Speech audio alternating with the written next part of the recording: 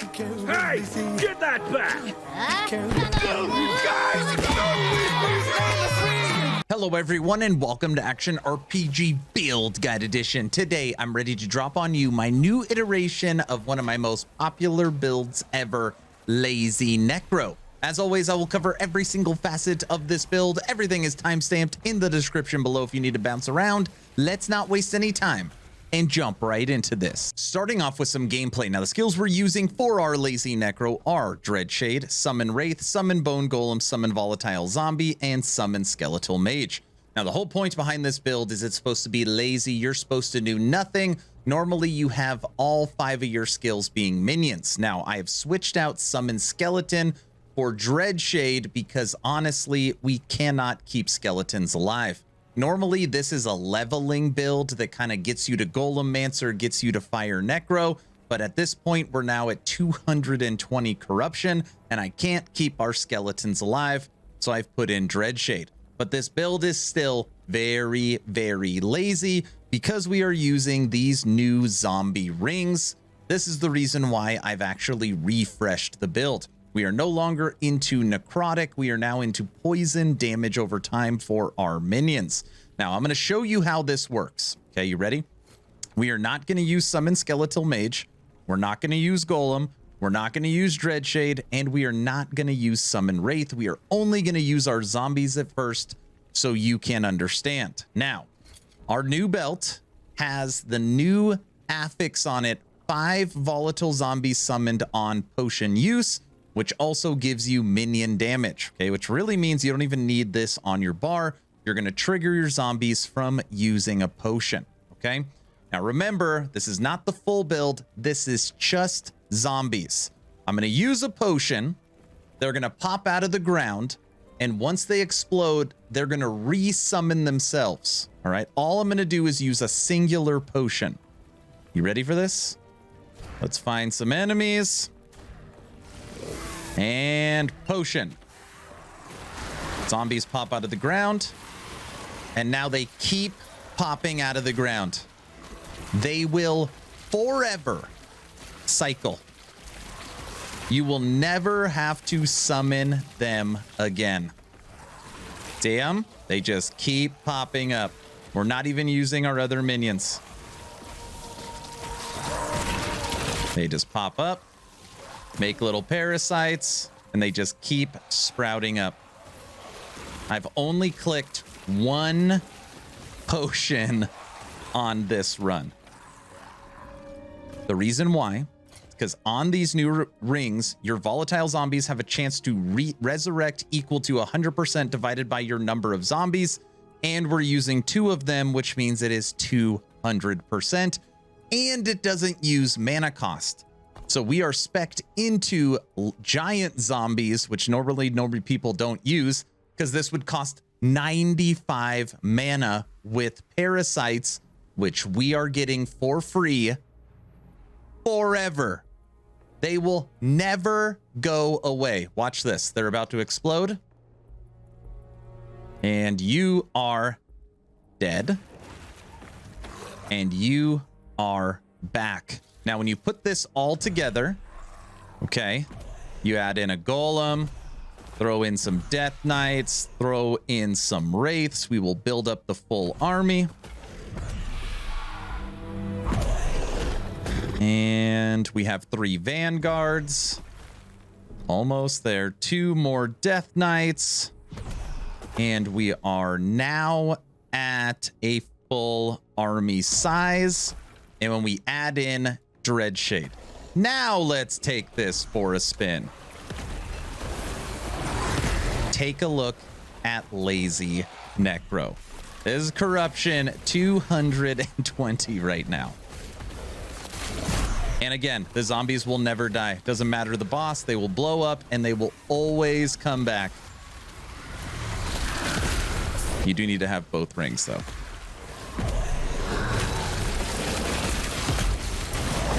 And then when you get in dire straits, you need extra damage, you pop a potion, and it's going to trigger 5 extra giant zombies. Absolutely crazy. Which trigger free parasites. And as you can see, we are just walking through this content.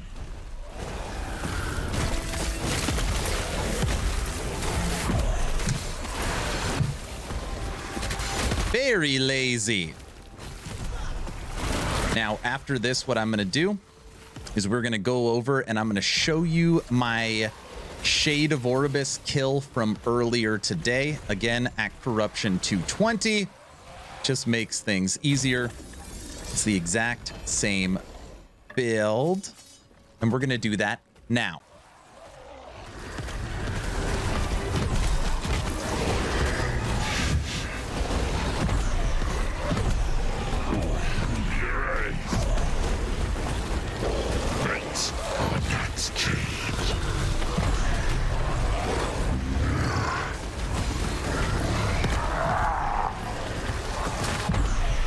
Not very nice.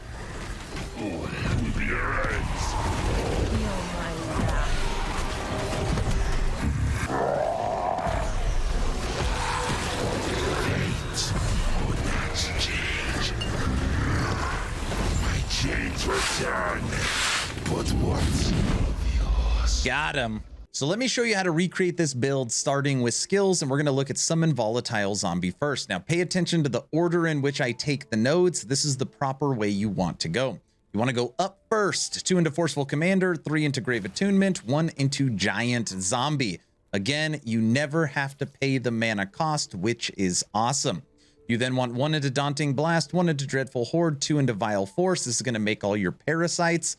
The more hits, the more poison and armor shred stacks. You want to then come to the right, 2 into Ravenous, 2 into Pull of the Grave. You then want to come down, 1 into Path of Destruction, 2 into Necromantic Fervor, and then 1 into Vital Ward. Doesn't give you a ton of ward when they explode, but if you have all of them, it gets you in the high hundreds range, which again, you're just trying not to get one shot, so it is better than nothing. And then 4 points into Army of Rot, which is Poison Chance. Now, I want to be clear, okay? I want to be clear. We were messing around with this on stream. This 1 point right here into Vessels, it changes the skill from Physical Fire to Necrotic. Right now, I'm only spec'd into this because we really like the zombies being green instead of fire. I know that's really dumb. You could take this point right here and put it into Poison Chance, or you can put it into Vomit if you like. Either one works. Or if you like your zombies and your army to be all unison around Poison and Necrotic, you could leave this point here. Your choice. Moving over to Summon Wraiths. You want to go up first. 1 into Locust of the Resurrection, 5 into Haunting, 1 into Twin Spirits, 3 into SOA, and this is going to make it where you can only make 2, but they are much stronger. You then want to keep going up, 3 into Dark Scythe, 2 into Grave Reality, 5 into Blades. This is going to give us melee Poison Chance and Poison Penetration. Absolutely crazy good node, but remember, you got to keep them as melee. Do not turn them into Putrid Wraiths. I learned this the hard way. They are way better in their melee form. Now, you have 1 leftover point on this build, and the only thing that made sense was giving him a little bit of bleed chance since we are damage over time. Moving over to Summon Bone Golem, and with our armor, Aaron's Will, we can have 2 of them. You want to go down, or to the right and down first. 5 into AOR, 4 into Unnatural Seed, 5 into Hunger. This is what keeps us alive. Every single time a golem hits, it's going to give the life back to you, and you have 2 of them. 5 into AOS, 4 into Tower of Bones, and then your last 2 points, again, which are extra. We come over here for AOP, which is going to give you armor and armor to nearby minions. Moving over to Summon Skeletal Mage. This is our traversal skill. Okay, this is our traversal skill. You want to go to the left first. 4 into Putrid Essence, which is going to give you your Poison Chance. 4 into Speed, 2 into Frenzy, 1 into Arcania, 1 into Grave Passage, and 3 into Death's Cavalry. This will make it with when you summon a Skeletal Mage, you move with 9 of your minions, and of course, you also make a Death Knight. Then you want to come to the right, 5 into Life Leech, 1 into Death Knights, 2 into Shadow Warrior, and 1 into Order of Death. Now, the reason why you want Death Knights is because, again, you want melee fighters. You want them hitting melee. I will show you why in the passive tree. And then I had one leftover point. I put it down here on the Death Blossom. More projectiles, more armor shred, more poison stacks. Last but not least, Dread Shade. You want to go down first. 2 into Spectral Presence, 1 into Lone Watcher, 3 into Dying Coven, 4 into Grim Fate, 1 into Duskheart. You then want to come down. You want 3 into Lingering Doom, 1 into Blind Fury. You then want to go to the left, 1 into Wisdom of Death, 1 into Martyrdom, and then to the right, 3 into Flesh Harvest. Those are the skills. Moving over to passives, right now our Lazy Necro is level 100, so we are fully maxed. Looking at the base tree, you want 8 into Forbidden Knowledge, 8 into Stolen Vitality, 5 into Dark Rituals, 1 into Putrid Demise, 1 into Soul Aegis, 2 into Eye of Damnation, and 6 into Dominion of Rot. Remember, minion poison chance, damage over time is what we're going after. Or then we're going to jump over to Necromancer. You want 8 into Hunger, 8 into Risen Army, 3 into Cursed Blood, 8 into Aegis Fall. This is just huge. These nodes are just unbelievable. You will have 250 shreds of armor just from your minions hitting. You then want 2 into Dark Retribution. This is going to give you 3 Vanguards as basically free minions. And then you want to go around the horn. 5 into Summons, 10 into Rotting Armor. Now, I said earlier, the reason why you want Death Knights, you want Vanguards, you want as many melee hitters as possible with your Flame Wraiths. It's because of this node, Rotting Armor. Minion melee poison chance 70%.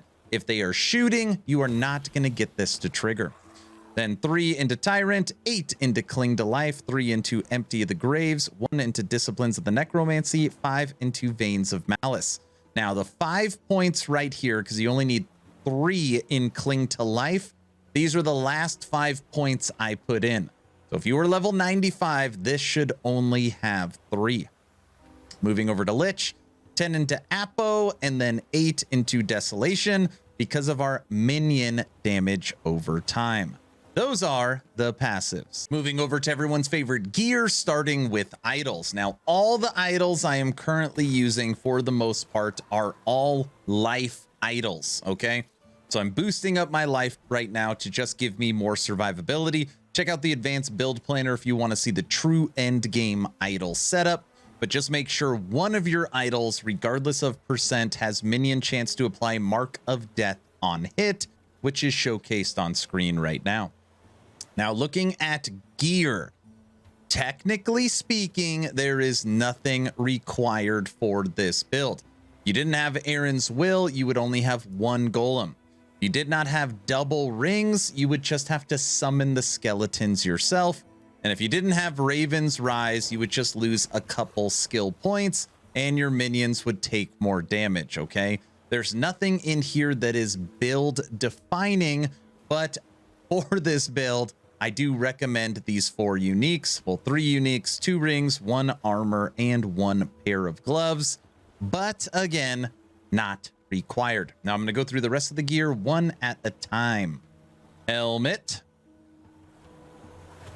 Amulet. Belt. And try to get the experimental affix. Zombie summoned on potion use. So cool. Relic. Boots. And last but not least, axe. Now, a lot of people are asking me, Aaron, why are you running around holding an axe? The reason why is this specific axe has a almost perfect tier 7 increased damage over time for minions with a tier 5 increased minion melee damage.